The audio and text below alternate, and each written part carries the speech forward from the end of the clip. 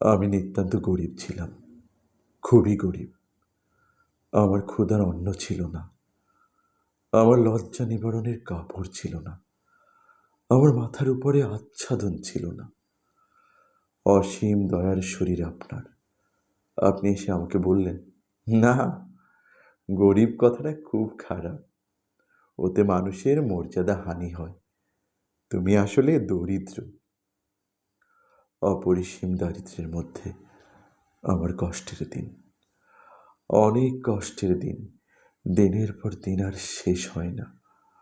আমি আরো জীর্ণ, আরো ক্লিষ্ট হয়ে গেলাম। হঠাৎ আপনি আবার এলেন, এসে বললেন, দেখো, বিবেচনা করে দেখলাম দরিদ্র শব্দটিও ভালো নয়, তুমি হলে নিঃস্ব। দীর্ঘ নিঃস্বতায় আমার দিন রাত্রি, গনগন গরমে ধুকতে ধুকতে, শীতের রাতের ঠান্ডায় কাঁপতে কাঁপতে, বর্ষার জলে ভিজতে ভিজতে আমি নিঃস্ব থেকে নিঃস্বতর হয়ে গেলাম। আপনার কিন্তু ক্লান্তি নেই। আপনি আবার এলেন, আপনি বললেন, তোমার নিঃস্বতার কোনো মানে হয় না, তুমি নিঃস্ব হবে কেন? তোমাকে চিরকাল শুধু বঞ্চনা করা হয়েছে, তুমি বঞ্চিত, তুমি চিরবঞ্চিত।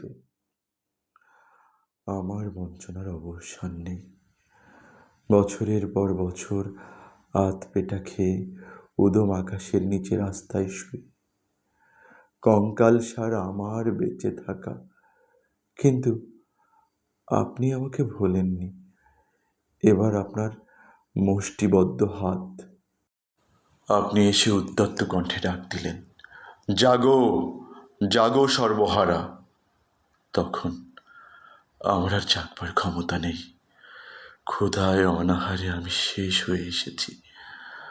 আমার বুকের পাঁজর হাঁপড়ের মতো ওঠা নামা করছে। আপনার উৎসাহ উদ্দীপনার সঙ্গে আমি তাল মেলাতে পারছি না।